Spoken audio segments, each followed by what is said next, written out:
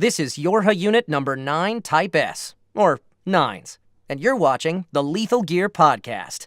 Glory to mankind.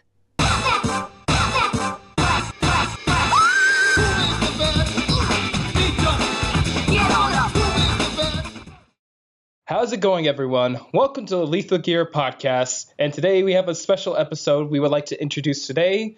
We haven't done an interview in a while, but might as well do one for now, since it's close to Christmas and New Year's.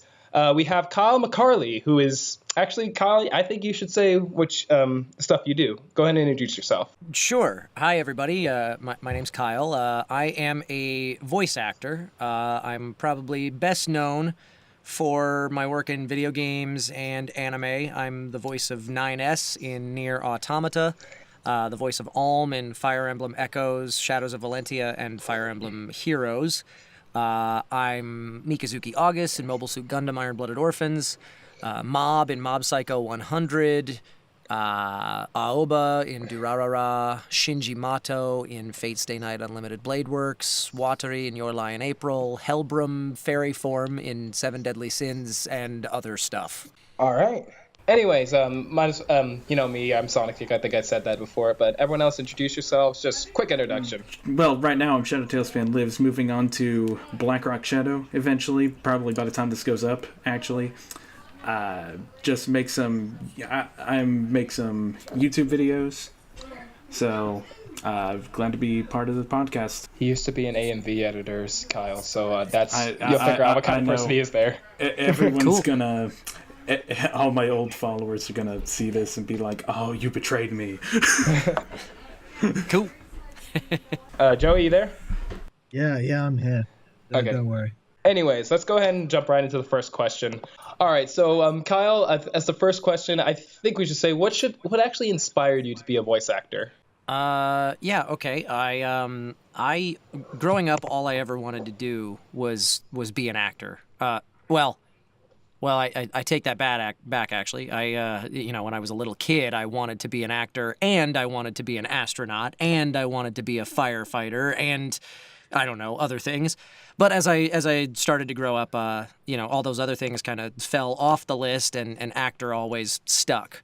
So I was in middle school, all through high school. I was doing every kind of performing I could, and ended up going to the University of Southern California and studied theater there, and somewhere along the line in my college career, I kind of lost my passion for being on stage and being in front of a camera.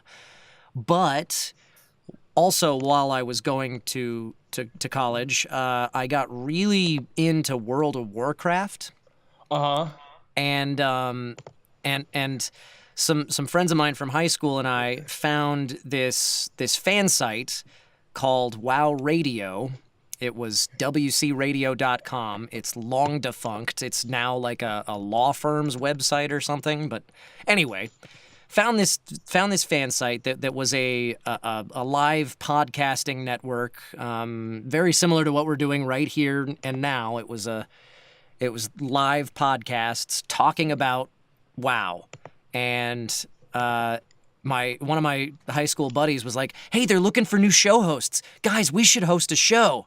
Mm-hmm. And I said, "Hey, we've been playing this game for 1 week. We don't know anything about World of Warcraft. We can't host a show." But we were all theater nerds, so I came up with the idea, let's do a radio play. And I co-wrote and co-directed and played probably 12 different characters in a radio play called The Chalice of Silvermoon that we did off and on for like 5 years. And so after I'd graduated from college and I'd been floundering around for probably a year, not knowing what I was doing with my life anymore, I went, that radio play was a lot of fun. Maybe I should take a class in voiceover and see what that's all about. And so I did, and I fell in love. And that's my story. God. Cool. So was it like getting into like the radio part of it, and was it just that fun? Yeah. Was this a consistent thing you did, or was it like a once a week, like let's go on WoW Radio? It was we did it. We created new episodes on a weekly basis, in spurts. We would do it on a weekly basis for a few months at a time, and then we'd get distracted by life and other things, and then come back to it several months later or something. So we did. I want to say the final count was like 45 or 50 some episodes, something like that were all about 15 to 30 minutes long on average.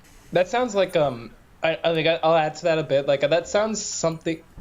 That sounds like the fact you did that at like your during your college days is actually pretty impressive. Like you were saying that was one of your first ever voice works, right? Yeah, that was what got me interested in doing voiceover. Like the things like got interested me in voiceover. It's just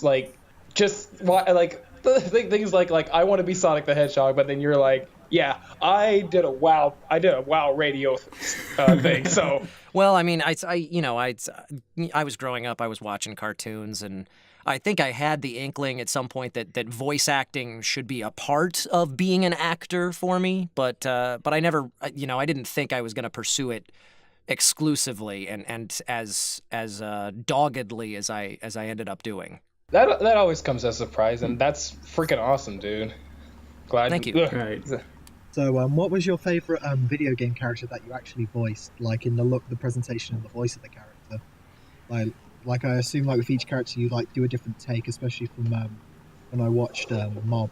Well, I always answer the question of trying to pick your favorite role is like trying to pick your favorite child. They're all near and dear to my heart for one reason or another. But if you twisted my arm and wanted to ask me, like force me to really pick one, I gotta go with 9S. Nier Automata as a whole is just really, really special. And just to be a part of such a great story and let alone be such an integral part to the story, playing 9S, means a lot to me. And the character is really interesting. He basically speaks with my natural voice. I didn't do like a character-y thing for that one, but the depth of the character, because the voice is just one little piece of the puzzle. Everything else, the personality and everything is what really makes a character loved or hated or whatever. And I think 9S is probably the most, maybe the deepest character, the most complex character I've ever had the privilege of playing. So I got to go with 9S. Yeah, because like whenever I heard your voice work and this 9S, it actually sounded like extremely natural compared to most other voices I did. So I can definitely see that. Well, thank you. Oh, that reminds me of like you were adding to like saying how 9S adds to the character and stuff like that. This is just like a random like a question that kind of came to mind, but how did you like? I know during the marketing and like advertisements for Nier, it always showed 2B, and okay, this is gonna feature spoilers. I should point that out, but I'm like basically saying like I kind of felt like it was false advertising in a good way. I was wondering how you felt about that in regards to. Oh, in regards to the fact that 9S ended up kind of being more of the main character of the story than 2B was. Yeah. Yeah, I don't know. I think 2B is the main character to start with, but then the way that the story develops, it just kind of evolves naturally from there, and I think the promotion was probably to preserve all the plot twists that come up throughout the game, and so yeah, I think that's pretty cool. When you're doing like a dub from like a character who's already from like who's already been like voiced by someone else in Japan or whatever, or Germany or whatever. Yeah. Like how much of a job is it to try and like match the original VA, or is it just like looking at the character and then doing a voice that just perfectly matches it, like in just English? It really varies from project to project. Like in anime, we're bound by whatever the animation is, and it's actually, I learned this recently, that's actually how they animate over in Japan. They do all the animation ahead of time, and then the actors come in and record to the picture, just the same as we do when we're dubbing it. I was blown away to learn that, because here in America, when we do original animation, all the voiceover is recorded first, and then the animators animate the characters to the audio recording so that the mouth movements and everything fit perfectly. Wow. But with anime, with anything that we're dubbing, if we're dubbing live action or whatever, obviously that's already, the picture already exists. So we are looking at the video while we're recording, and we're trying to match the mouth movements as best we can. And then the audio engineers are fixing everything that we don't get perfect, because we never get anything perfect. And so that's a little different than, like, for video games. Just for an example, for Nier, probably 90% or 95% of all the dialogue we recorded was not locked to any sort of picture, and we were free to just kind of do whatever we felt naturally fit for the line, in terms of length and pacing and everything. Other than some cinematics where there were some mouth movements that we needed to match up with. But for the most part, we were kind of free to do what we wanted. Does that answer the question, I think? Yes, perfectly. I didn't actually know in Japan in anime they actually have to dub over it the same way you would over here. Yeah, I just learned that not that long ago, because I tried to correct somebody and they corrected my correction, and I went, Google, confirm for me, and it did, and I was like, I am wrong. It's more of a I am wrong and understandable. Have a good day. So yeah. If you had to make your own video game, what would it be like? Oh man, that's a tough question. I've always wanted to turn my radio play, Chalice of Silver Moon, into a cartoon, and I've probably daydreamed once or twice in the past of, like, making it some ginormous franchise thing that included video games. I used to be big on MMOs, obviously. I liked Warcraft. Mm-hmm. But I never felt like anybody ever hit the mark with the genre of an MMO. And now I feel like MMOs have kind of started to die out. I certainly don't play them anymore. Now I'm more of a first-person shooter, like Twitch gaming thing, like Overwatch and PlayerUnknown Battlegrounds and stuff like that. So I don't know. What would I do for a game of my own? You know what? I would like to make some sort of competitive multiplayer version of the hacking mechanic in Nier Automata. I don't know what exactly that would entail, but it would be fun. So I'm gonna go with that. Oh, so like a space twin stick shooter sort of deal. Yeah, a twin stick shooter that has some sort of competitive multiplayer element to it. I think that'd be fun. that sounds simple and actually easy. Yeah, simple and easy. I'd play that. I know you're not into MMOs that much, but I think if you ever try to you ever go you know what, I want to try a modern MMO, I recommend stuff like Final Fantasy XIV and Guild Wars 2, if you ever wanted. I played the first Guild Wars way back when, but I haven't done MMOs in a long time. Neither have I. So yeah, you're always. But that's the ones all my friends tell me about. So yeah. Yeah. Do you have any other voice actors in the industry that you appreciate / like? The list is endless. I guess starting at the very top, the ones that first come to mind would be Jim Cummings and Rob Paulson and Maurice LaMarche. They're kind of the veterans in the industry of this era, or Frank Welker and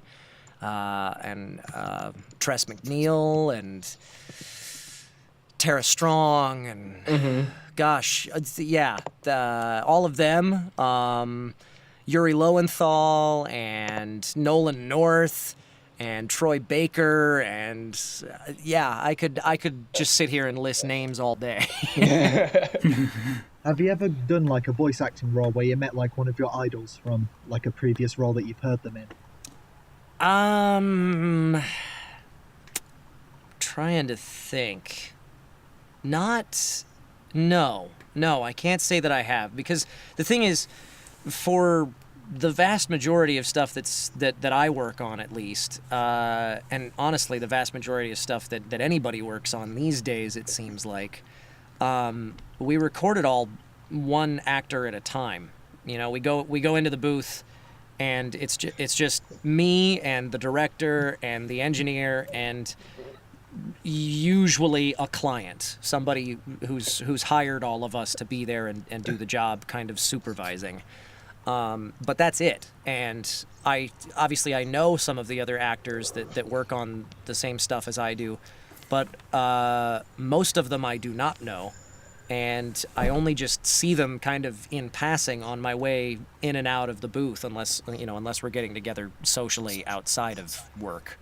But that's rare. It's rare that we ever run into each other. Occasionally, mostly on original animation stuff, we'll do a group record where, as much of the cast as is available will all go into one big booth and record kind of a more natural feel to the recording session that way. But more and more often these days, and by necessity with video games and with anime, we do it one actor at a time. So I don't get to work with a lot of other actors, if that makes sense.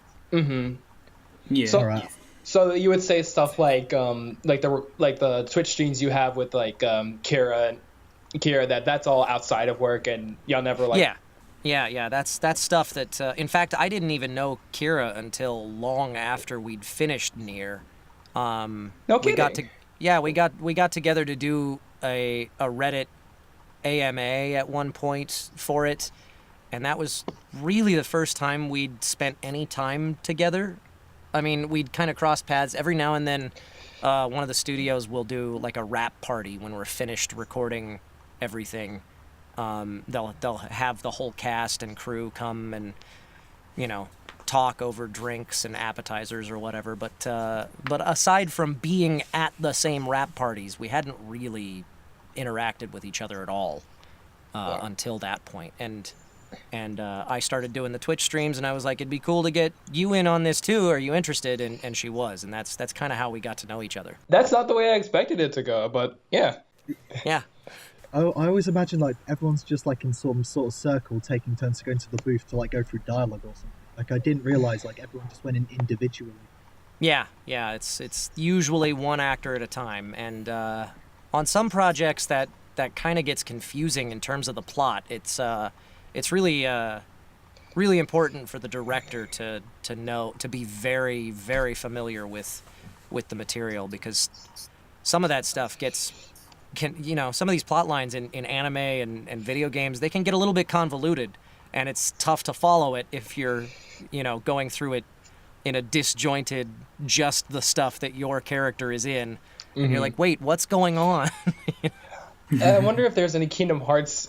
I wonder if there's any I'm gonna take a jab, but I wonder if there's any Kingdom Hearts voice actors who feel the same about that. Yeah, I couldn't tell you.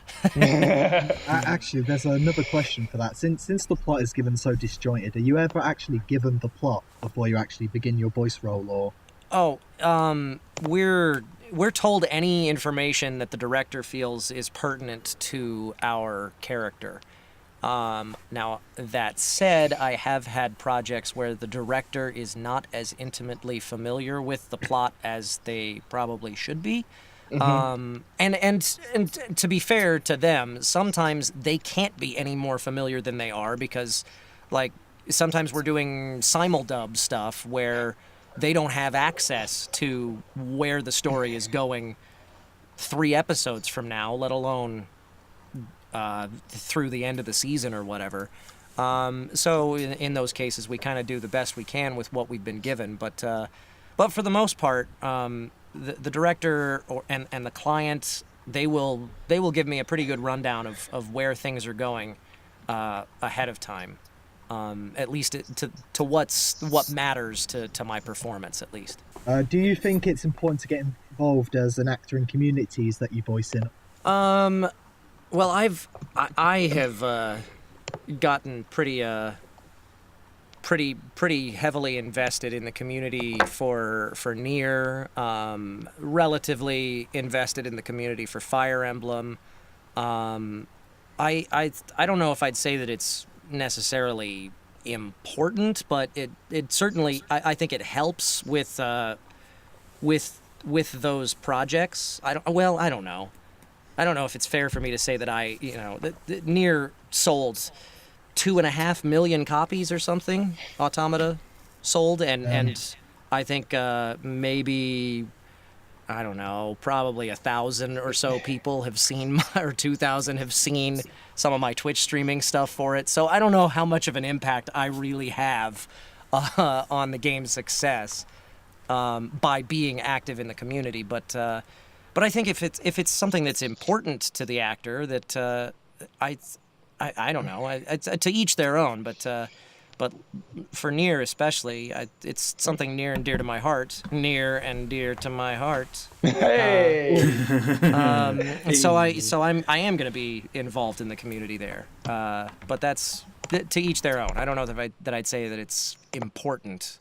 I'll be quick about that, but I think I remember Scott Stryer from Sega says, like, when you add names to a product, it humanizes it. So, like, that usually adds to, I'll support the game, et cetera, et cetera. So, yeah. I think for some parts of the consumer base, it definitely gets them more attached to the project. But again, I don't know how much of an impact that really has on the bottom line.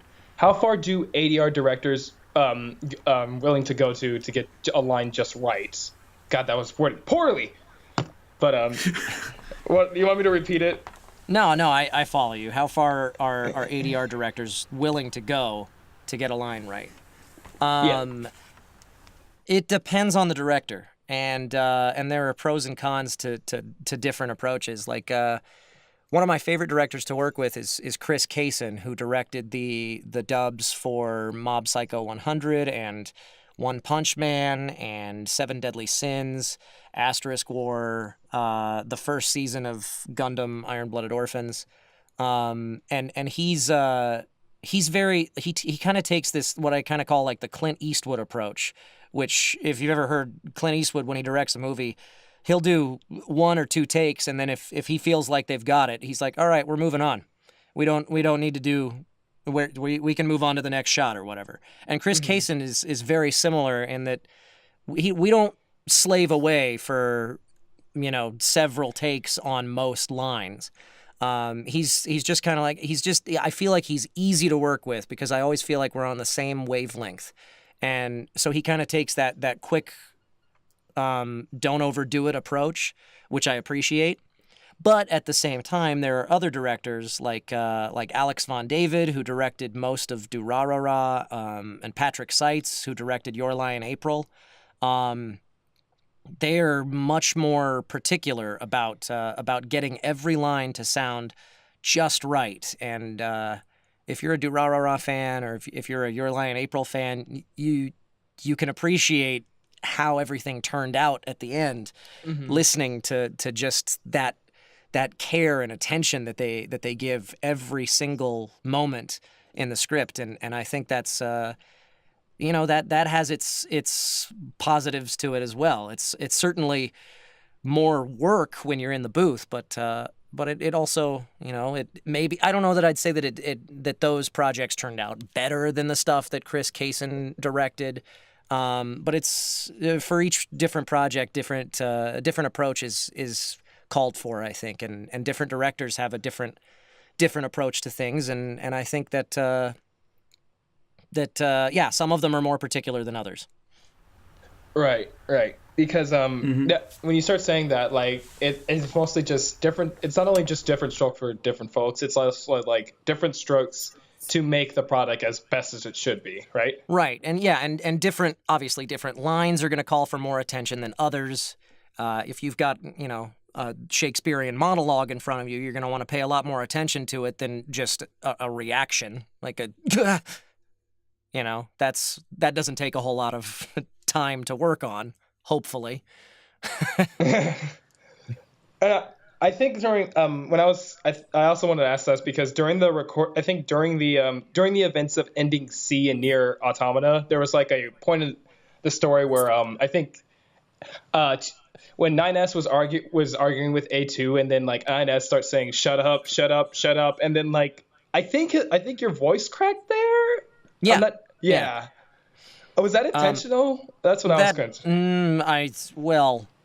Maybe. I mean, I don't know. I don't know if I'd say that I set out to go, okay, I'm going to make my voice crack on the third shut up. But it's being in the moment and feeling the feelings. And also, I listened to the Japanese preview. Like we had the Japanese voices all they were all recorded before we got in there. So we would listen to the reference from the Japanese, and then on some of the stuff for Nier, and even more of the stuff for Fire Emblem, if I'm remembering correctly, the client would step in and be like, okay, hold on, don't dial it back from what they did by like 10-20% or something, because they got really big there, and you don't need to go that big for a Western audience or something like that.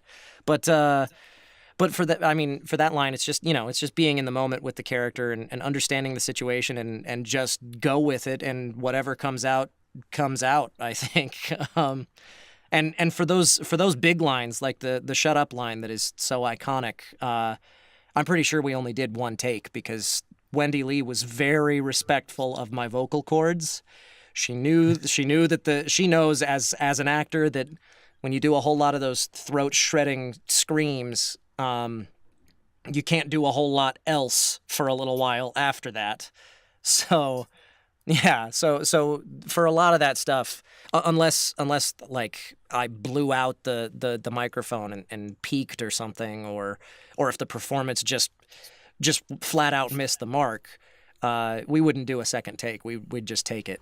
Right. Because I think that reminds me of like I think when Johnny Young botched during like I think the episode 17 or 18 of Bleach, where he had to like scream like for a good 5 minutes.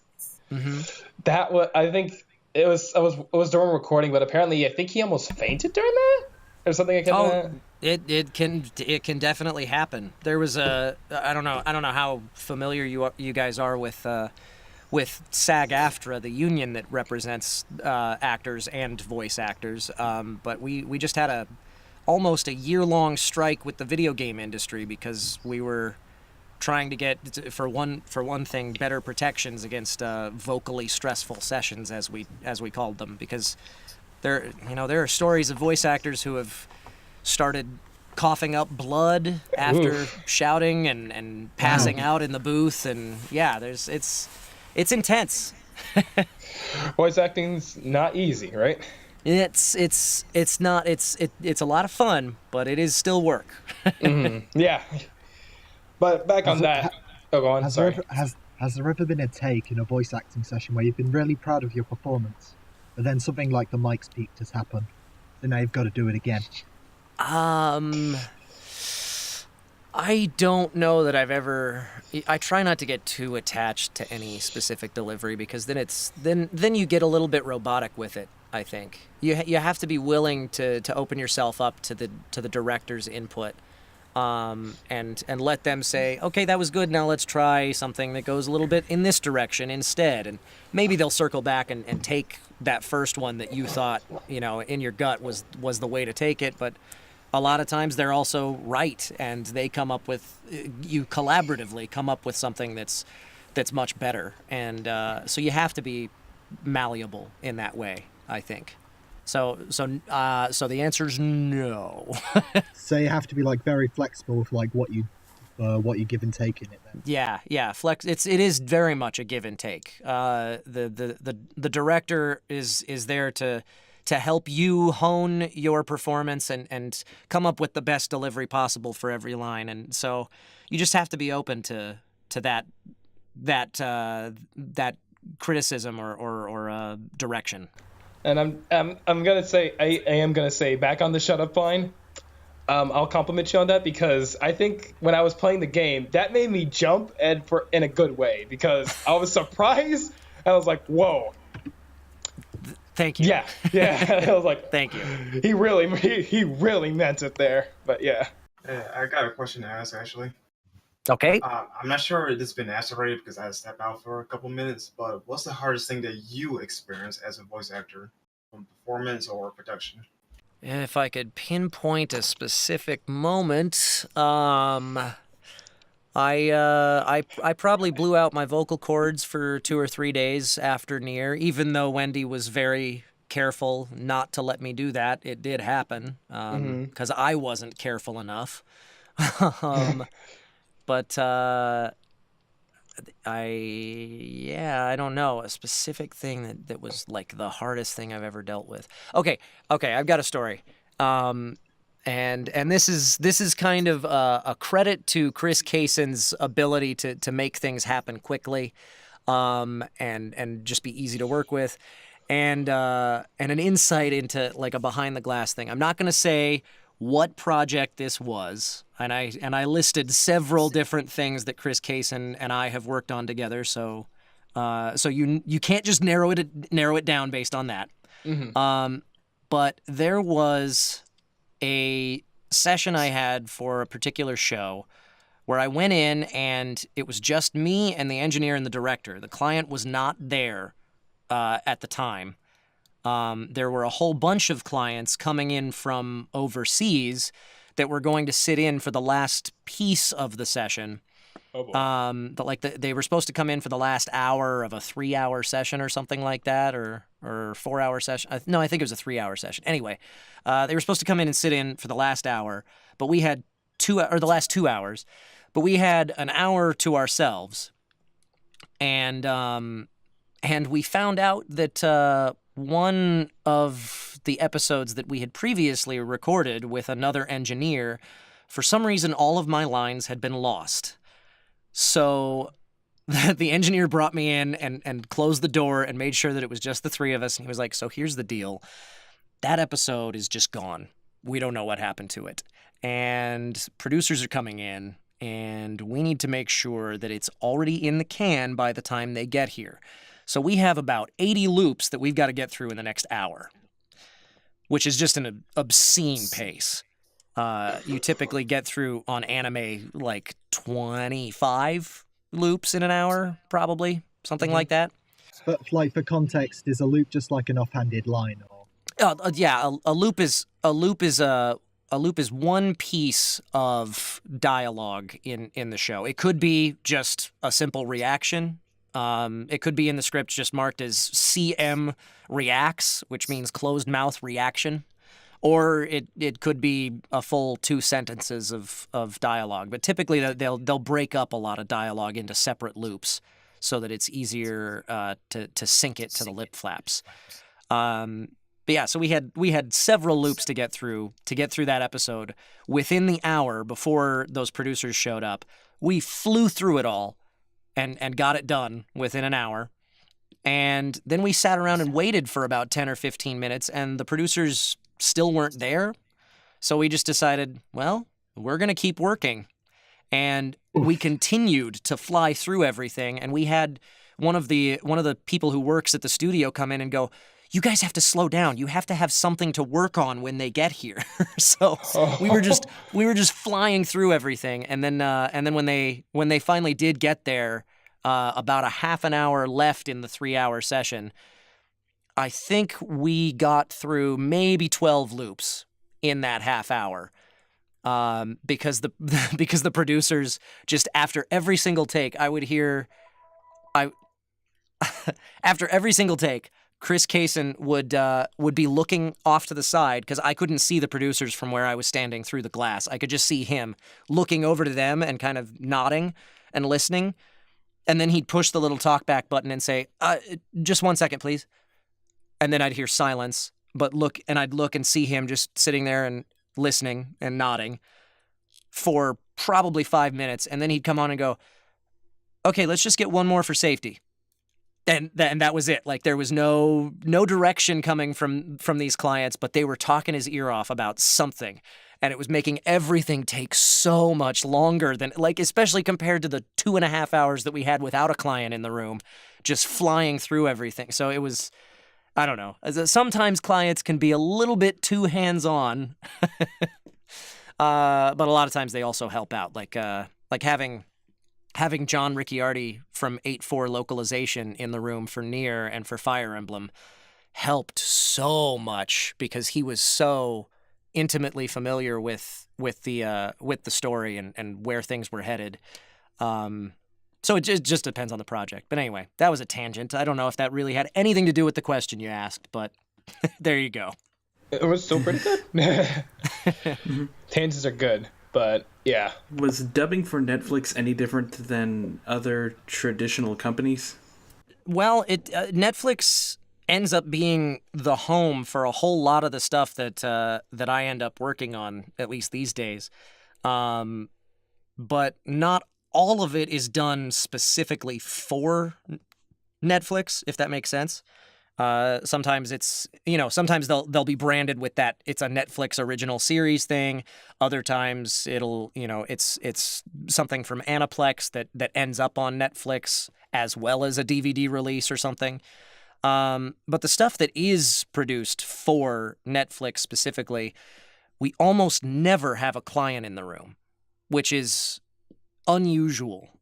Most production companies, they tend to be a little bit more hands-on. They want to have somebody there making sure that, and rightfully so, they want to make sure that the end product is as good as they can make it.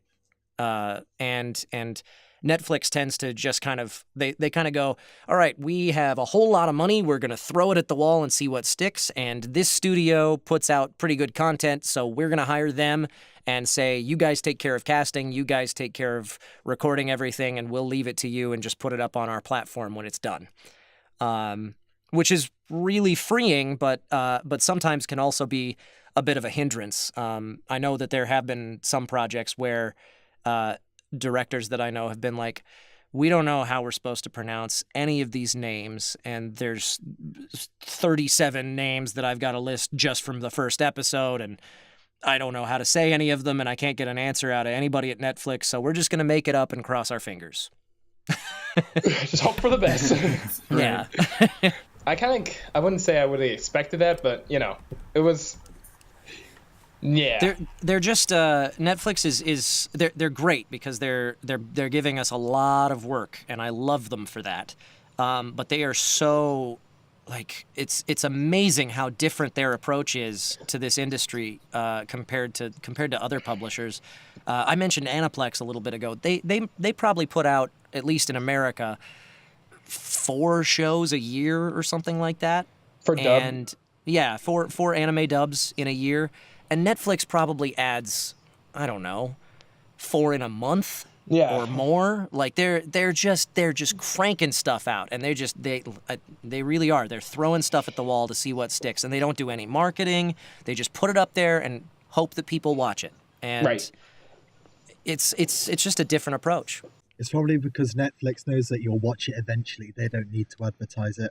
Right. And the other thing is that with a platform like Netflix, it's like they're like a premium network like HBO or Showtime, where it's not about how many eyeballs each specific show gets because they're not selling advertising on those shows. It's about how many subscriptions they get in total.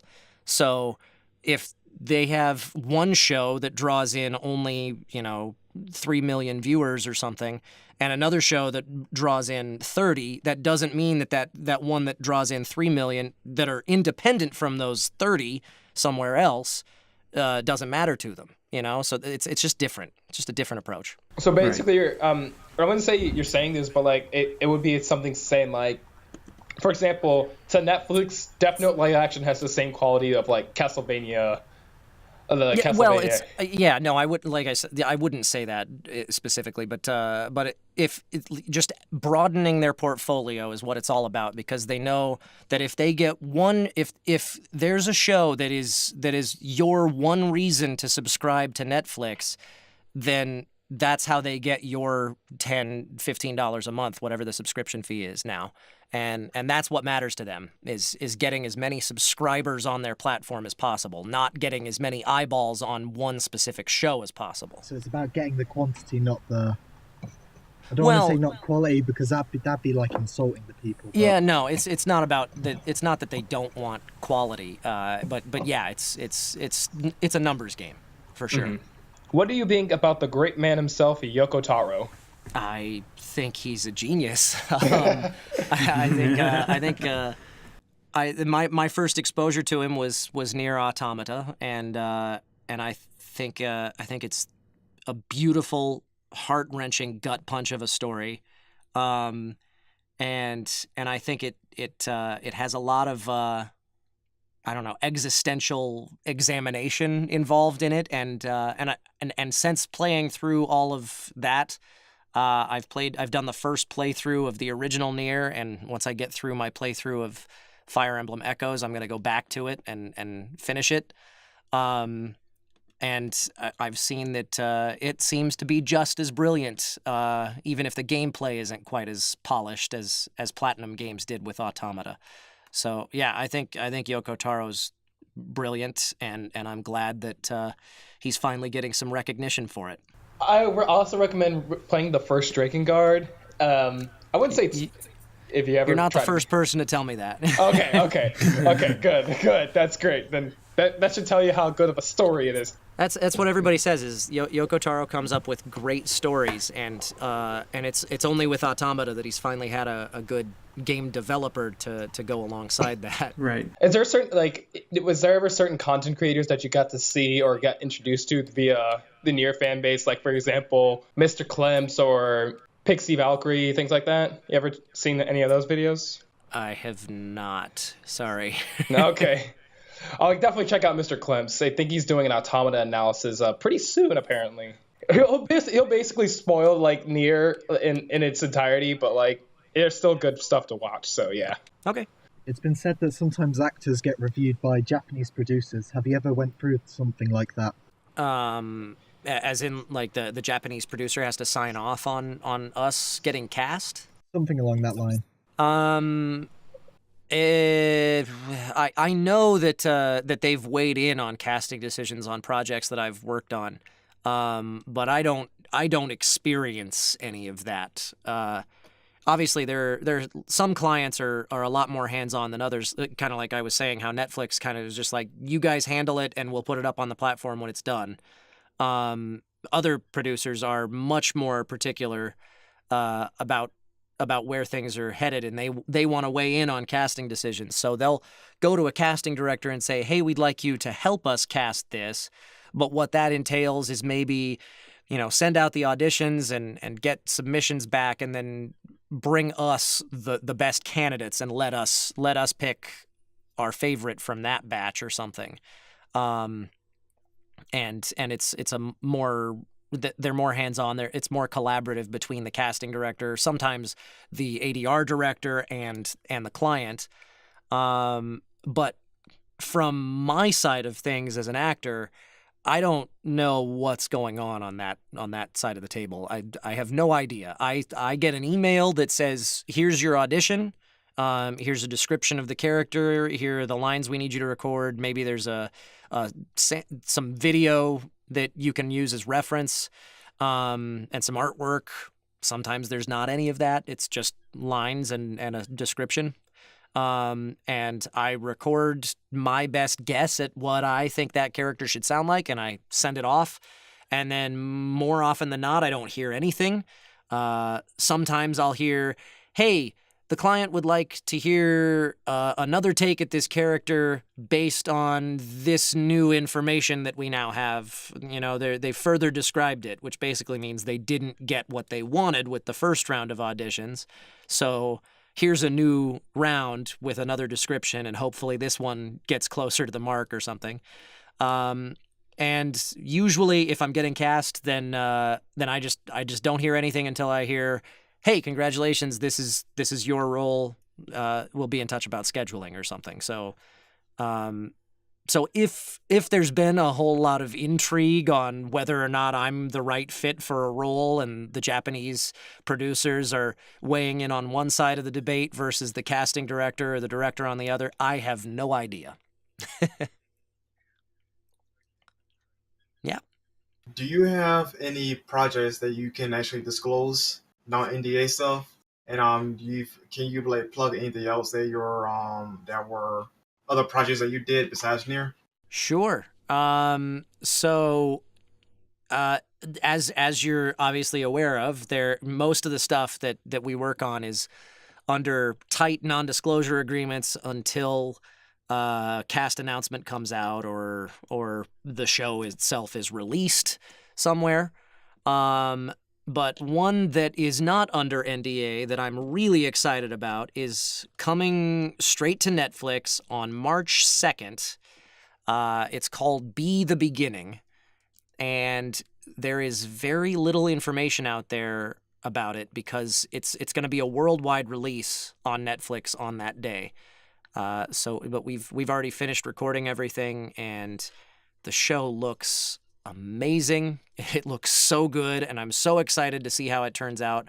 I play Koku, who is the protagonist, the what would you call him? The anti-hero, maybe, kind of, sort of the story. And Ray Chase plays Keith, who is this hardened detective type character, I think is a way to describe that. I don't know. It's hard to explain what this show is, but it's really cool, and it's coming on March 2nd, so I can plug that. Is it the character I've posted here in the chat? That's Keith. That's Ray Chase's character. My character is Koku, and I don't know if there's really any promotional artwork out. There's like 3 promotional shots they've put out. Okay, yeah, on that poster that you just shared, I'm the guy on the left, and Keith is the guy in the middle. Yo, I'm just gonna say that looks sick. Oh yeah, the show is super cool. Be the Beginning, coming to Netflix March 2nd. Any fun stories you've had in recording Near or anything like that? Oh, fun stories recording Near. I don't know. It's always fun going into the booth, but I can't think of any specific stories. Yeah, sorry. I don't have anything. It's cool. What's your preferred genre of games, and what's your personal game of the year? Well, not that I'm biased or anything, but Nier Automata. There we go. There we go. There's nothing biased there. The game's great. It really is. The kinds of games that I like to play, though, I used to be kind of an everything gamer, and played all kinds of different console games and everything. I was big on the PS2, and then the PS3, and then the MMO craze and everything. But now I'm much more casual. I'm into the stuff that I can get in and out of really quickly. I can play like a 20-minute match, and then either call it a night after that one round, or I can just play 17 of those 20-minute matches and keep going.